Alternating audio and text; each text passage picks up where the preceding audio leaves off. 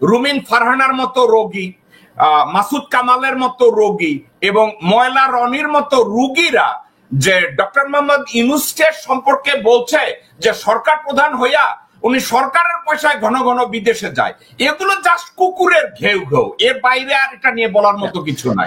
এটার রং কি? কালো। এখন আপনি যদি জিজ্ঞাসা করেন মুজিব ভাই আমার এই মাউসটার কালার কি, এটা কালো। তো এখন ঘেউ করে যারা শব্দ দেয়, ঘেউটা কুকুরে করে, এখন আপনি কুকুরও বলবেন না তাদেরকে, কারণ ওরা কুকুর। আমি ওদেরকে কুকুর বলবো, আমি ওদের ঘেউ করবো না ওদের সাথে। আমি ওদেরকে বলবো কুকুর, কিন্তু আমি ঘেউ করবো না, এটাই আমার কথা।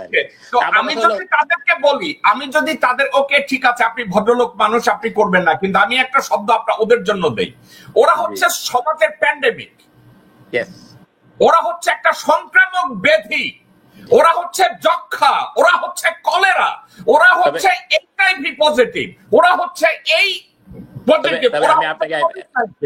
আমি আপনাকে একটা কথা বলি, এদেরকে কিন্তু জনগণ এদের কথায় কোনো রকম পাত্তা দেয় না। জনগণ জানে এদের ক্যারেক্টার, এবং এরা ওই কিছু কিছু মিডিয়াতে তারা ফোকাস পায় তাদের নিজস্ব স্বার্থে বা ওই মিডিয়ার স্বার্থে এগুলো করা হয়।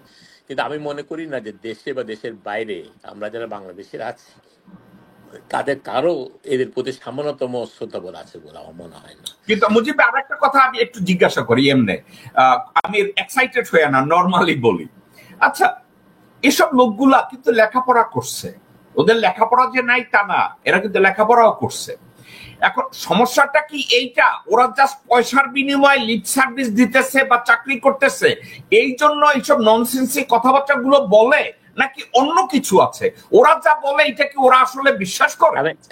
আমি একটা কথা আপনাকে বলি, আমি জানি আপনি আমাকে একদিন আরেকদিন জিজ্ঞেস করছেন অনেকে পড়ালেখা করছে, পিএইচডি করছে।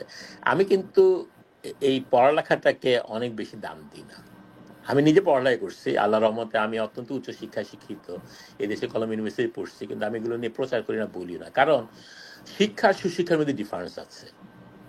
আর আপনার শিক্ষা দিয়ে যদি আপনার বিবেক তৈরি না হয়, আপনি সত্য কথা বলার যদি সশ্বাস না তৈরি হয়, আপনি যদি একটা মিথ্যা জেনে শুনে একটা মিথ্যাকে প্রোপাগান্ডা করেন, অথবা আপনার বোধ শক্তি নাই এটা মিথ্যা কিনা এটা বোঝার, বা এটা একটা খারাপ জিনিস আপনি বলতেছেন, এটা এই বোঝার যদি যখন আপনার বোধ শক্তি না থাকে, আপনি যদি 10টা পিএইচডি করেন, পিএইচডি কোনো ভ্যালু আমার কাছে নাই।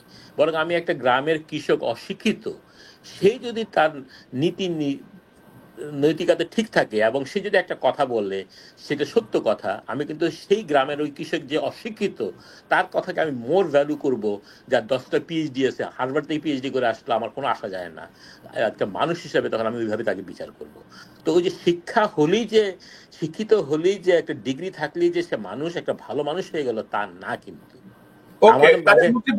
তাহলে আমি মুজিব ভাই এইটা কি কনক্লুড করতে পারি যে সামাজিক ব্যাধি সংক্রামক রোগী যারা, এই রুমিন ফারহানার মতো রোগী, মাসুদ কামালের মতো রোগী এবং ময়লা রনির মতো রোগীরা যে ডক্টর মোহাম্মদ ইউনূসকে সম্পর্কে বলছে যে সরকার প্রধান হইয়া উনি সরকারের পয়সায় ঘন ঘন বিদেশে যায়, এগুলো জাস্ট কুকুরের ঘেউ ঘেউ, এর বাইরে আর এটা নিয়ে বলার মতো কিছু নাই। এবং এগুলো বলার মতো কিছু নেই, এবং এরা নিজেরা হয়তো নিজেদের জন্য অথবা অন্য কারোর জন্য এগুলো করে, তবে এটাতে জনগণের মধ্যে কোনো আসা যায় না। এবং আমি বিশ্বাস করি বিগত দিনগুলোতে যা দেখছি এখন পর্যন্ত, এরা কিন্তু অলরেডি রিজেক্টেড মাল হয়ে গেছে। আপনি চিন্তা করে দেখেন, রুমিন ফারহানা একসময় যেই তার সম্মান ছিল আজকে সেটা নাই। মানুষ অনেক কথা বলে যেটা আমার বলতে ঘৃণা হয়। এখানে বলে উনি নাকি গত 16 বছরে উনি ব্যাংকক ট্রিপ দিয়েছে প্রতি সপ্তাহে 13-14 বার, এবং গিয়েছে এক রাতের জন্য, সেকেন্ড রাতে আবার ব্যাক করছে। এ ধরনের কথাবার্তা এবং প্রমাণ সহ এখন আছে। প্রতি সপ্তাহে উনি এমনও সপ্তাহ গেছে যে উনি 11 বার 12 বার ব্যাংককে গিয়েছেন, এবং ঢাকা এয়ারপোর্টের ইমিগ্রেশনে এই রেকর্ড গুলো আছে। 11 বার 12 বার রুমিন ফারহানা সিঙ্গাপুরে গিয়েছে, সপ্তাহে 11-12 বার উনি ভারতে গিয়েছে, শুধু রাত ওখানে থেকেছে বা কয়েক ঘন্টা থেকেছে, তারপরে আবার ব্যাক করেছে। চার্টার প্লেনেও উনি 2-1 বার এভাবে ট্রিপ দিছে, আবার ব্যাক করেছে। রুমিন ফারহানা সম্পর্কে এগুলো অত্যন্ত common.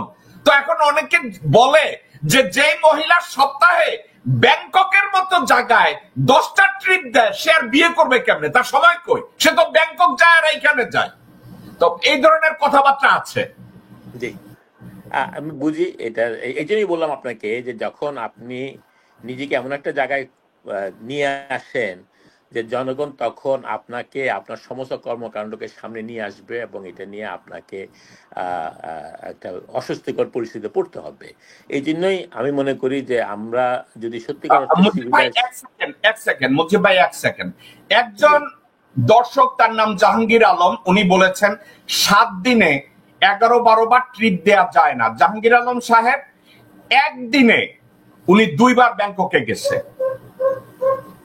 According to the immigration record. আপনাকে আমি বলছি, আপনাকে জাহাঙ্গীর আলম, আপনাকে আমি বলছি, উনি একদিনে সকাল 6টায় প্লেন ধরছে, ব্যাংককে গেছে, ব্যাংকক থেকে ব্যাক করছে দুপুরের পরে, আবার সন্ধ্যার দিকে আবার ব্যাংককে গেছে। তো আপনি লজিক দাঁড় করাবেন না, ইমিগ্রেশনে গিয়ে চেক করুন। ঠিক আছে, ওকে মুজিব ভাই বলেন।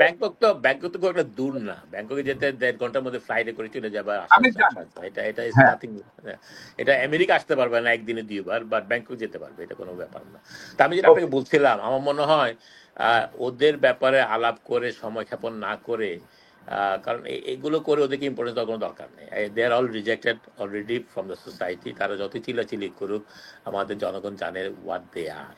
হ্যাঁ, তো এই জন্য আমি মনে করি যে গোলাম মোল্লা রনি বলেন, এরা সবাই বলেন, মাসুদ কামাল, এদের এদের দিন দিনই দেখেন এদের কিন্তু অবস্থান সমাজে আস্তে আস্তে পড়ে গেছে। যে সম্মান একসময় তারা ক্যারি করতো, সেই সম্মান কিন্তু এখন না।